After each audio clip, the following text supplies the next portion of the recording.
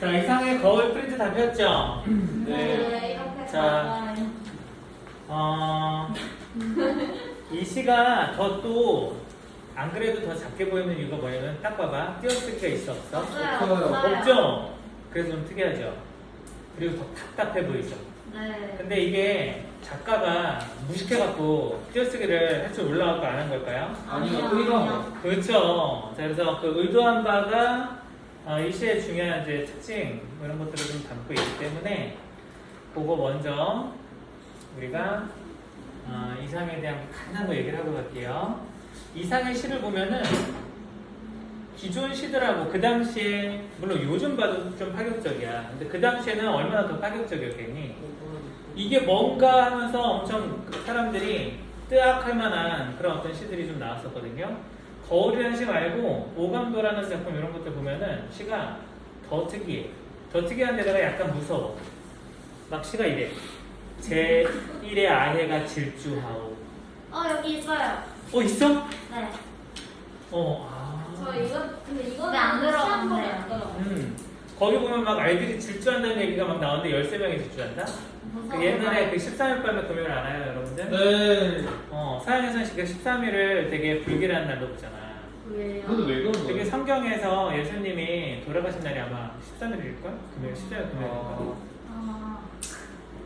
난 잘 몰라. 근데 어쨌든 그렇게 이제 약간 뭔가 불길한 그런 느낌 뭐 이런 것들을 주는 그런 뉘앙스도 있기도 한데 여기 거울이라는 시는요 일단은 딱 봤을 때 그 아까 오감도와 마찬가지로 먼저 짚고 보자면 띄어쓰기가 없다라는 게 왜 그런지 말할 수 있는 사람 건영이가 멋지게 말해볼까요?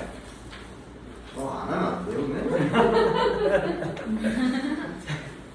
아니 처음이잖아. 아, 기억나 어때 이거는? 네? 내용 기억나? 학교에서 들었던 거? 안 들었어요. 안 들었구나. 그래서 지금 준이 혹시 말할 수 있나요? 아니, 오늘 했는데, 네. 저는 꼭 들으려고 했는데, 꼭 자, 들으려고. 아무나 말할 수 있는 사람 있어요? 저요. 네, 말해볼까요? 재즈. 이건 이성을 무시한 거예요. 이게 왜 이성을 무시한 거예요? 왜냐면요, 네. 이성이 네, 읽기 편하려고 띄어쓰기를 하잖아요. 네네. 근데 그 이성을 무시한 거예요. 그래요. 자, 그리고 봐봐. 약간 불안감을 조성하고 그래요. 불안한 심리 그래가지고 그걸 표현한 거죠. 또 더 말하고 싶은 거 있어? 아니요? 그 정도? 오케이, 좋습니다. 이거 잘했어요. 자, 얘들아. 건영이랑 준이 이거 잘 기억해야 됩니다. 얘들아, 띄어쓰기를 안 했다라고 하는 게 이렇게 생각하면 돼. 자, 띄어쓰기는 언어 규범이죠. 네. 자, 이런 규범이라고 하는 거는 우리가 지키기로 약속하는 거잖아. 그러니까 요거에 맞춰서 우리가 언어 생활을 하자라고 하는 건데 잘 생각해봐. 여러분들이 태어날 때 이 규범에 대해서 합의하고 태어났어요? 아니죠. 그래 나는 태어났더니 이 규범을 지켜라고 요구받았잖아. 네. 근데 우리는 어때요? 그냥 그러려니 하고 받아들이고 살아가잖아. 그러면 봐봐. 이런 거에 대해서 이거는 뭐냐면 기존의 논리이자 아까 지민이가 말한 것처럼 어떤 기존의 어떤 이성적인 체계 이런 것들이거든요. 뭔가 그 효율성을 높이는 그런 차원에서 우리가 약속해서 쓰는 것들이기도 한데 사실 이거를 무비판적으로 그냥 받아들이고 쓴다라는 사실 자체에 대해서 시인은 한번 생각을 해본 거야. 뭐지? 내가 이거를 왜 그냥 합의한 적도 없는데 받아들이고 이거에 맞춰갖고 이 틀에 맞춰갖고 왜 소설을 쓰고 시를 쓰고 이래야 되는 거지? 그래서 이상의 시를 보면은 이상의 소설도 마찬가지인데 시뿐만 아니라 소설도 기존의 어떤 형식이나 이런 것들을 파괴하고 있습니다.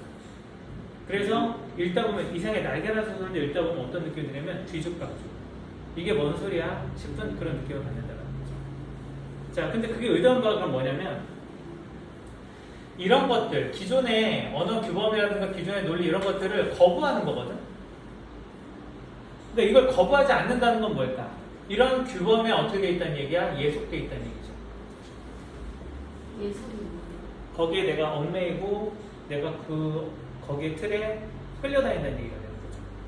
근데 문학하는 사람이라면 예술가잖아. 그럼 예술가라고 한다면 자기가 뭔가 표현하는 데 있어서 자유롭고 싶어, 억압되고 싶어? 자유롭고. 그렇죠. 그러니까 자기의 의식이라든가 심리를 자유롭게 드러내는 데 있어서 이런 것들은 필요하지 않다. 오히려 거부해야 된다고 봤던 거예요. 자, 그래서 여기에서 지금 띄어쓰기 없이 쭉 나열함으로 인해서 이런 것들을 거부하고 보다 내가 말하고자 하는, 표현하고자 하는 걸 제대로 표현할 수 있다고 생각을 했던 거고, 그래서 그런 자기가 표현에 있어서 어떤 제한이라든가 제약이라든가 이런 걸 생각하지 않으면서 표현할 수 있다라고 생각했던 거 하나. 그래서 자기의 어떤 의식 있잖아. 의식의 흐름 그대로를 드러내는데도 더 적합했다라고도 판단했던 겁니다. 띄어쓰기 없이 그냥 쭉 이렇게 표현함으로 인해서. 자, 그리고 아까 말한 대로 그렇게 띄어쓰기가 없다 보니까 어때요? 뭔가 불안 요소가 느껴질 수도 있죠. 왜냐면 안정적이지 않아. 뭔가 띄어쓰기를 통해서 이렇게 안정적으로 익힌다는 느낌이 아니라 뭐지? 뭔가 급한 것 같고 해석이 이상하게 될 것 같고 그런 어떤 불안 요소 그런 것들도 의도했다라고 볼 수 있다는 거죠. 그래서 이런 것들, 이런 식으로 기존의 규범이라든가 이런 걸 거부하는, 띄어쓰기라는 그런 수단, 띄어쓰기를 하지 않는다라는 그런 수단을 통해서 의도했던 바는 보다 아까 말한 대로 의식을 있는 그대로 자유롭게 흐름 그대로 드러내려고 했었다라는 거고요. 그래서 이런 걸 뭐라고 하냐면 의식의 흐름 수법이다. 그래서 이런 것들을 모더니즘이라고 해요. 초현실주의라고 하죠. 현실의 기존 논리 이런 것들을 다 뛰어넘고자 했었던 거랍니다. 그래서 모더니즘이자 초현실주의 이렇게 우리가 일단 알아놓고 이 시는 이제 그런 거구나라고 일단 생긴 거에서 비호감을 갖지 말고 그렇게 보니까 뭔가 흥미롭네 이런 생각을 하면서 읽으면 좋다는 거죠. 자, 그럼 시를 한번 읽어볼게. 거울에는 소리가 없소. 저렇게까지 조용한 세상은 참 없을 것이요. 뭐 너무나 당연한 거죠. 거울 속에 있는 그런 거울 속을 보면 똑같은 세계가 있단 말이야. 내가 생활하는 어떤 모습이라든가 동작을 그대로 따라하는 세계가 보이죠, 눈으로. 보이지만 소리까지 따라하진 않죠. 그러니까 이건 뭐라고 한 거냐면 소리가 없어라고 표현한 거죠. 자, 거울 속에도 4개의 귀가 있어. 자, 지금 얘가 뭘 보고 있냐면 일단 화자가 바라보는 대상이 거울인데요. 그 거울을 매개로 해서 거울 속에 나를 보고 있죠. 자, 그래서 거울이라고 하는 것은 자, 일단은 매개체가 되네. 어떤 매개체? 나를 발견하게 하는, 나를 보게 하는 매개체가 됩니다. 근데 또 한편으로는 거울이 있기 때문에 나한테 갈 수 없죠. 여러분 어릴 때 그런 경우 해봤니? 거울을 보고서 거울을 여러분들이 처음 봤을 때 거울을 선생님 어렸을 때 애기 때 그려봤거든. 참 어떻게 보면 되게 바보 같은 짓인데 근데 움직일 때마다 거울에 나도 움직이잖아. 그래서 어릴 때 호기심에 내가 진짜 빨리 손을 이렇게 움직이면 쟤들 따라할 수 있을까? 저도 해봤어. 해봤구나. 사람 다 똑같군요. 그게 뭐예요? 아니 왜 그냥 안 어떡해? 거울 보면서 내가 움직인 대로 다 따라 움직이니까 거울 속에 내가 그래서 내가 진짜 손동작을 빨리 하면 못 쫓아 하지 않을까라는 생각 때문에 막 이렇게 해봤다고. 그런 생각을 해본 적이 없는데. 미안합니다. 결 떨어져서 그래요. 자, 그래서 여기에서 이제 나를 보면서 어쨌든 나를 발견하고서 관심을 갖는데 내가 이렇게 딱 거울 속에 나를 만져보고 싶다 딱 되는 순간 차가운 유리가 느껴지면서 간절감을 느끼게 되죠. 그러니까 이 거울이라는 건 이중적 속성을 갖고 있는 거야. 자, 먼저 연결해주는 매개체가 될 수도 있어요. 나를 일단 보게 해준다는 측면에서는 발견하게 나를 다시 거울을 통해서 보게 해준다는 그런 측면도 있는데 또 한편으로는 단결. 그쵸. 연결과 단절의 그런 이중적인 속성을 지니고 있는 소재다. 그렇게 보면 되겠네요. 자, 그래서 거울 속에도 내가 있고 나한테 그 귀가 있대. 귀는 있는데 내 말을 못 알아들어. 그 말은 무슨 말일까? 밑줄 하세요. 아까 참 조용한 세상이다라는 게 조금 이제 암시를 어느 정도는 했었는데 내 말을 못 알아듣는 이라는 말을 밑줄 하시고요. 자, 이렇게 한번 구분해보자. 거울 밖에 내가 있죠. 그리고 거울 속에 내가 있습니다. 그죠? 내가 여기서 둘이 등장해요. 그럼 여기서 거울 밖에 있는 나는 현실 속에 있는 거잖아. 그러니까 현실적 자아라고 해보자. 그리고 거울 속에 있는 나를 이제 거울 속에 있으니까 이거를 뭐 내면적 자 이렇게 한번 얘기를 해볼게. 어쨌든 자아가 이렇게 두 개로 이렇게 나뉘어져 있어. 거울 밖에 나랑 거울 안에 나. 근데 내 말을 못 알아듣는다라고 했으니까 이거는 뭘까? 자아와 자아가 어떻게 된 거야? 단절되어 있는 거고 소통이 안 된다라는 거. 뭔가 분열되어 있는 거고 나뉘어져서 소통이 안 되고 있어요. 그래서 자아가 뭔가 단절되어 있고 분열되어 있다는 그런 상황을 소출하고 있구나. 그걸 지금 얘가 인지하고 있구나. 그러면 여기서 우리가 판단할 수 있는 거 시적 상황이 긍정적이야 부정적이야? 그렇죠. 부정적.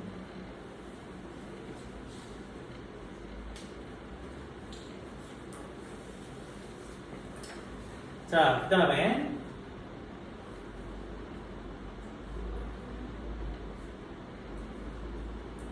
자, 그래서 내 말을 못 알아듣는 딱한 귀가 두 개나 있어.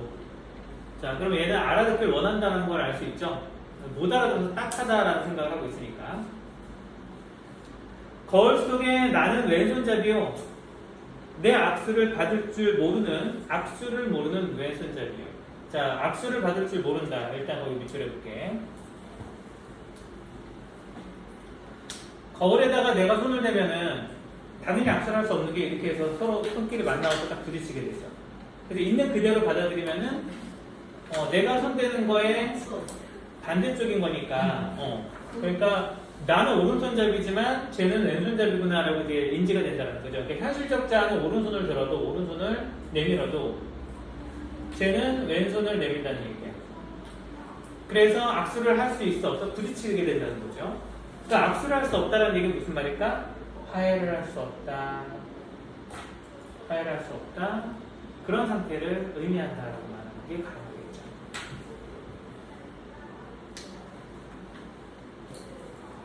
자, 이렇게 악수를 모르는 왼손잡이래요.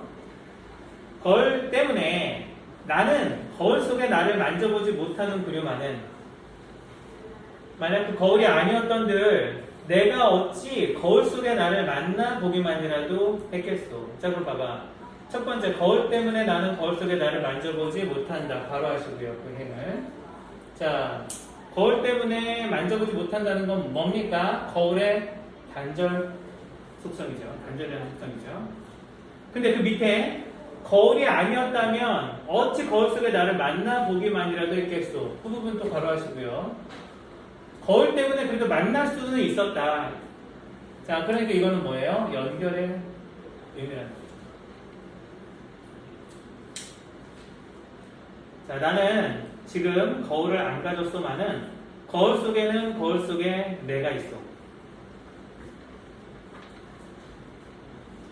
자, 그래서 내가 거울을 안 가졌어. 내가 지금 거울을 갖고 있지 않지만, 그래서 거울을 통해서 그 나를 거울 속에 있는 나를 지금 보진 않지만 거울 속에 내가 어쨌든 있는 건 사실이다. 그렇게 지금 얘기하고 있는 것 뿐이에요.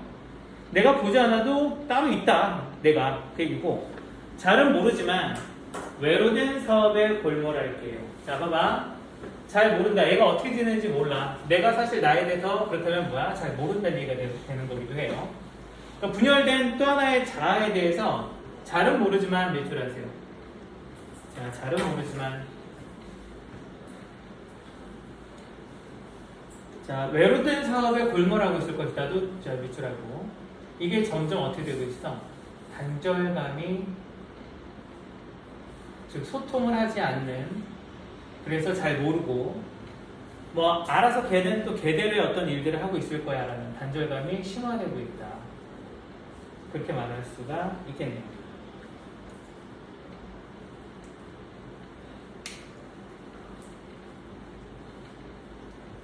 자, 그래서 거울 속에 나는 참 나와 반대요만 밑줄 할게. 나와 반대다 밑줄. 왜 반대라고 표현한 거죠?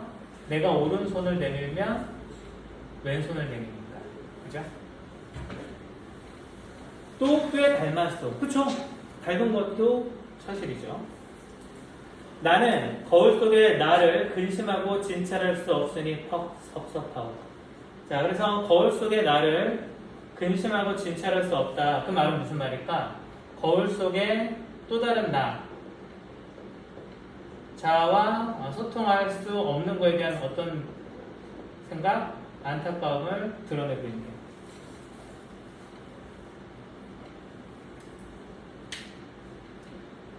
자, 그래서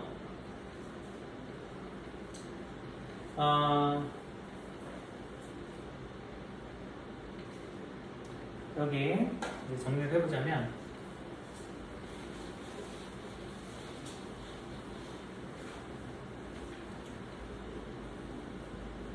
하자 내가 자, 시적 대상 거울을 봤고요. 그 거울 속에 나를 봤습니다.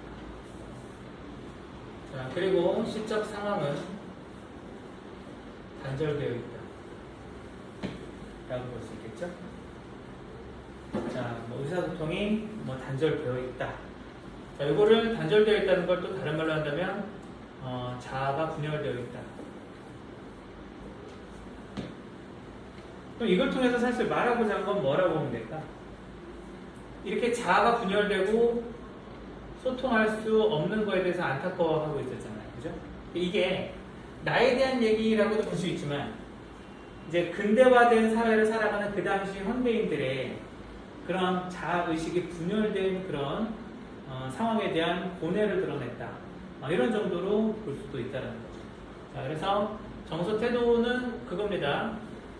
단절되어 있다는 거에 대한 인식, 자아가 분열되고 단절됐다는 거에 대한 인식과 그에 대한 고뇌를 말하고 있는 것이다. 이렇게 보면 되겠죠. 그래서 여기서 나를 대표성을 띠는, 현대인을 의미하는 대표성을 띠는 나로 보셔도 상관은 없어요. 자, 그럼 이렇게 이런 구조야. 구조 자체는 이래. 그래서 대상을 보고서 이렇게 인과관계. 이 기본 틀은 일단은 내용 구조로 꼭 기억해 두도록 하시고요. 이게 내용입니다. 자, 표현 방법에 있어서 다시 좀 정리해 봅시다. 첫 번째. 자, 표현 방법 이제 얘기를 해볼게. 아까 뭐라고 했죠? 이게 초현실주의라고 했어요. 이 용어 알아둬야 돼. 초현실주의. 자, 모더니즘이다. 그리고 자, 다다이즘이라는 말도 씁니다. 다다이즘. 자, 그리고 굉장히 그 상징적이죠. 거울이라는 그 시어 자체가 상징적입니다.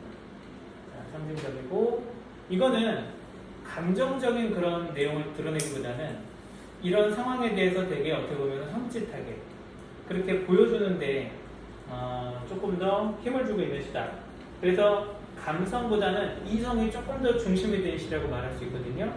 그렇게 지적인 면, 감성적인 면보다 지적이고 이성적인 면이 더 주가 되는 걸 뭐라고 하냐면 주지적이라고 합니다. 주지적. 주지시라고도 하고요. 주지. 지적인 게 주가 됐다 그 얘기예요.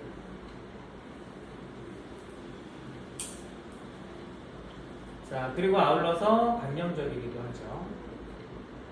관념적이다. 선택지가 관념적이다 라는 말이 나오면 당연히 맞는 겁니다. 자, 일단 두 번째. 띄어쓰기. 아까 말한 대로 띄어쓰기를 거부했다. 하지 않았다. 자, 그래서 이 띄어쓰기를 무시하고 부정함으로 인해서 뭔가 얽매이지 않는 의식을 표현하고자 합니다. 이렇게 정리해 주시고요.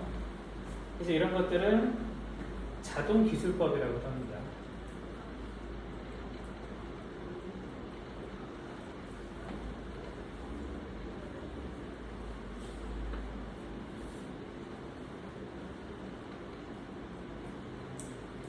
자, 그 다음에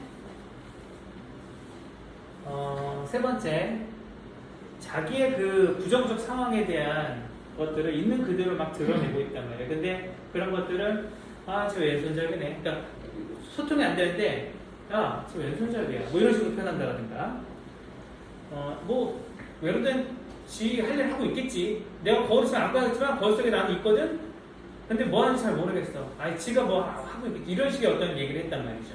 그러니까 그런 부분에 있어서는 약간 좀 자기 스스로에 대한 자조적인 성격과 냉소적인 어조도 우리가 느낄 수 있다.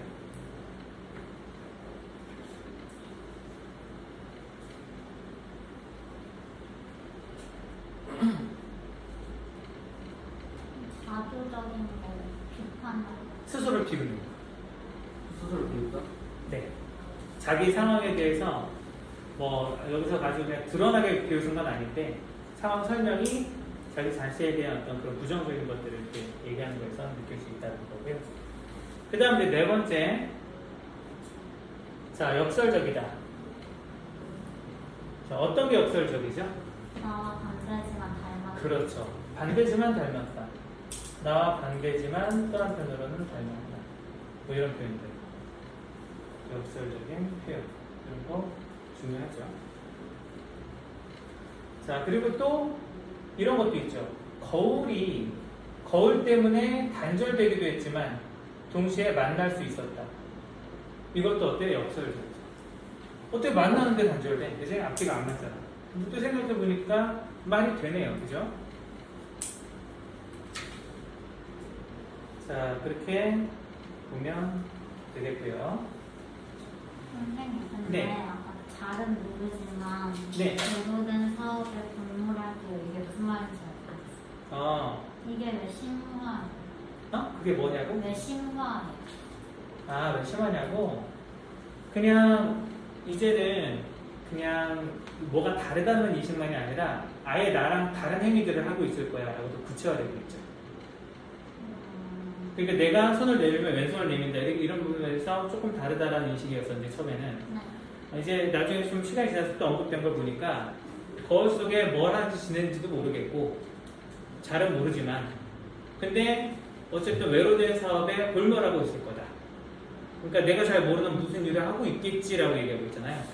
그러니까 이제 닮은 부분보다는 오히려 지금 달라져서 다르게 하고 있는 행위하고 있는 것들 그런 것들이 조금 더 내용이 더 언급이 많이 되고 있죠.